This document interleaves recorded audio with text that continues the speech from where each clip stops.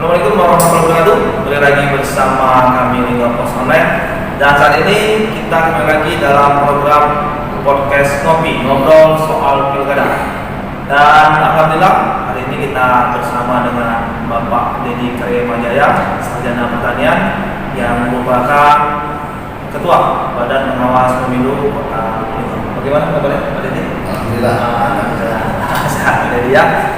Oke, ini sama seperti narasumber kita kemarin, kita masih banyak ketemu dengan rekan-rekan yang basicnya jurnalis. Pak Dedi juga basicnya jurnalis. Alhamdulillah banyak jurnalis yang di Lubuk Linggau maupun di daerah lain yang sekarang menjadi komisioner. Oke, mungkin kita masih kita lakukan aja Pak Dedi ya.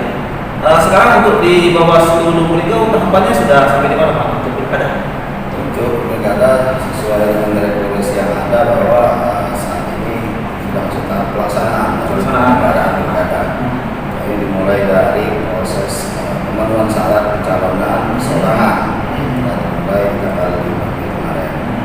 Untuk kami kegiatan di Bawaslu itu saat ini juga sedang melaksanakan proses rekrutmen terhadap badan ekor dalam hal ini Panwascam ya. Kecamatan. Dilaksanakan 2 tahapan. Pertama, evaluasi kinerja terhadap Panwascam existing, Panwascam yang kemarin terlibat dalam pemilu 2024. Evaluasi. Selanjutnya nanti itu sudah dilakukan. Nanti berikutnya tahap kedua dilakukan pendaftaran baru untuk mengisi bagi Panwascam yang di kecamatan yang masih terdapat kurang dari 3 orang.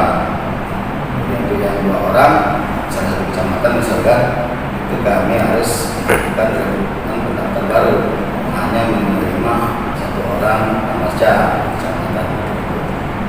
Nah, untuk pendaftar baru itu saat ini sedang proses penelitian administrasi. Setelah dilakukan nanti selanjutnya akan mengikuti tes tertulis melalui sistem online ya, dan sistem JAD. Waktunya sesuai tanggal itu di tanggal 13 sampai tanggal 14 bulan ini ya. Jadi yang maksudnya yang existing itu tadi Pak? Existing itu mereka yang sebelumnya dari pemilu 2024 dia diseleksi lagi untuk pilkada evaluasi. Artinya tidak otomatis ya? Tidak otomatis karena ada beberapa yang mengundurkan diri dari awal karena diterima di pilkada dan bekerja di tempat lain. Dari hasil evaluasi kami yang menyatakan beberapa Panwascam itu tidak lagi memenuhi syarat. Oh, tidak memenuhi syarat. Jadi yang tidak memenuhi syarat tidak bisa. Kemudian untuk mengisinya kita bukan pendaftar baru. Jadi itu memang tidak otomatis memang ya. Oke, masih bersama kami di podcast ngobrol soal pilkada. Masih bersama dengan Pak Dedi Karyamajaya dan Ketua Bawaslu Kota Lubuk Linggau. Ini Pak Dedi, kita ini kan sudah masuk tahapan saat ini, walaupun memang masih di negara ya. Mungkin kita berkaca mungkin dari pemilu kemarin, kemudian pilkada berapa tahun yang lalu, 5 tahun yang lalu, mungkin kerawanan yang terjadi lah di Lubuk Linggau. Apa itu? Yang harus dihindari. Terima kasih baik. Nah, untuk kerawanan pelaksanaan pemilu dan pemilihan ini itu bagian dari hal-hal yang harus diletakkan. Ya. Ancaman, hambatan, tantangan kami jadi penyelenggaranya. Kalau berkaca di tahun kemarin itu ancaman yang ada kerawanan pilkada ini itu lebih ke ujaran kebencian karena teknologi informasi sekarang memungkinkan untuk seseorang itu bisa melakukan postingan di media sosial yang sifatnya melakukan politik negatif, politik kampanye hitam, kan itu juga akan perlu kami sikapi kedepannya bersama dengan pemerintah terkait. Ini Kominfo untuk sama-sama bisa melakukan pengawasan. Selain itu juga tantangan yang lainnya mengenai netralitas daripada ASN, termasuk TNI dan Polri, dan juga netralitas penyelenggara. Nah ini karena yang paling banyak itu soal netralitas ASN. Nah memang secara personal jumlahnya lebih banyak di seksi organisasi oleh si calon kan, karena potensi dari mereka punya hak pilih kan. Kalau untuk TNI dan Polri memang agak jarang. Juga penyelenggara ini juga makanya kami ke depan akan melakukan yang lebih selektif terhadap jajaran yang di bawah untuk mengedepankan integritas dan profesionalitasnya dalam melakukan tugas-tugas pengawasan.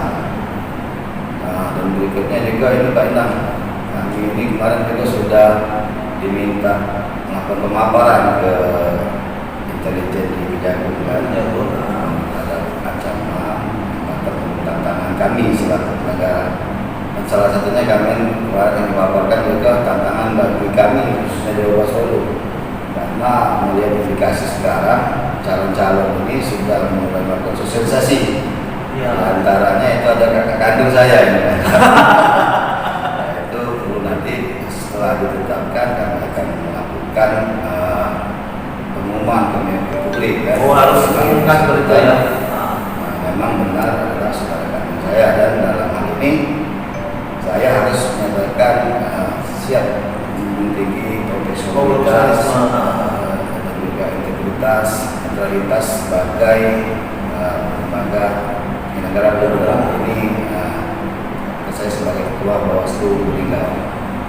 Jadi kalau sekarang kan memang ya seperti tadi Pak Didi bilang bahwa persoalannya termasuk ya ujaran kebencian, kemudian netralitas ASN.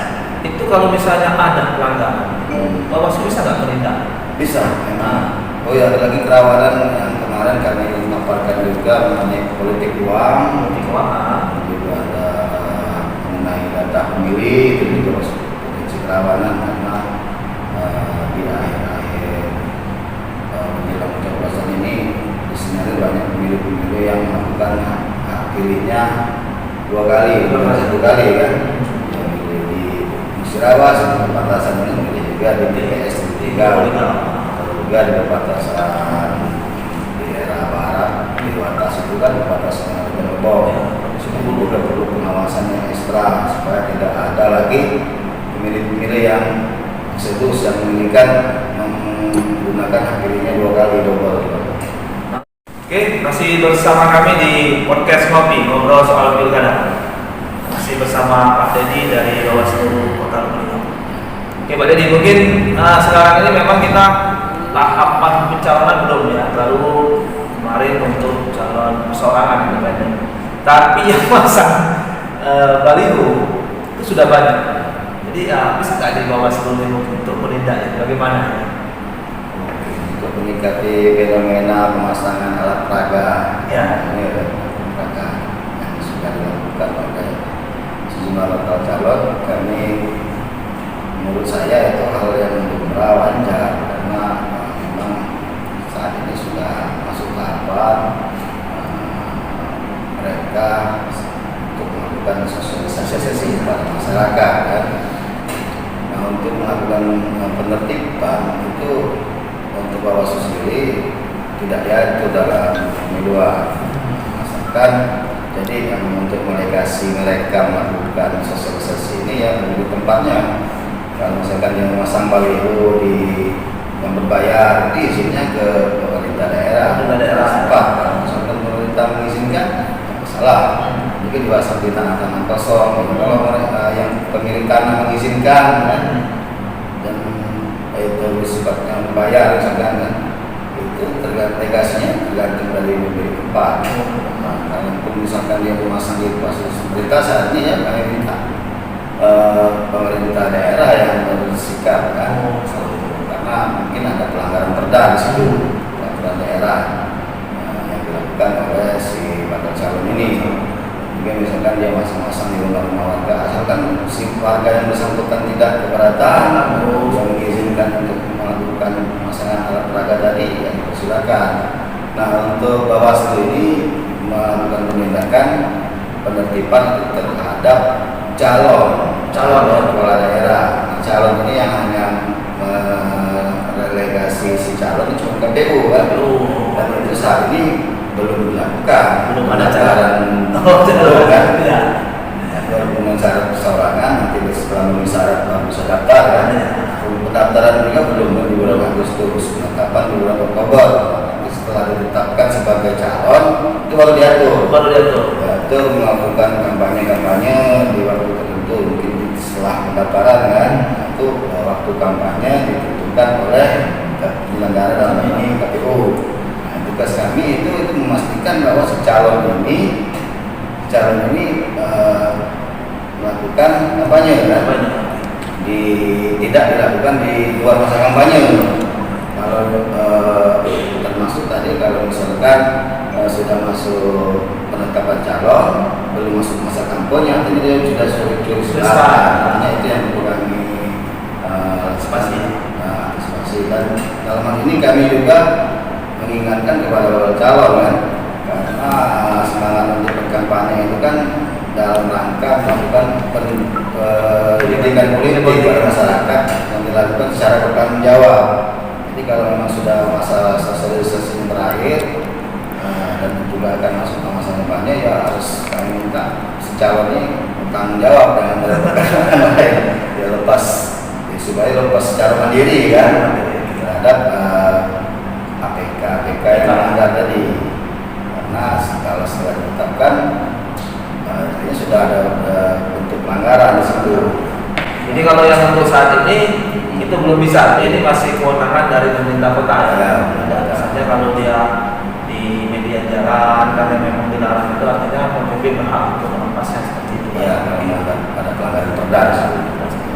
Oh ya, jadi kembali lagi tadi bahwa jadilah calon yang bertanggung jawab. Karena banyak kejadian kemarin juga bahwa ada calon-calon, ada pemilu ya, untuk pemilu ada yang memasang di tempat yang sulit dijangkau untuk ditertibkan.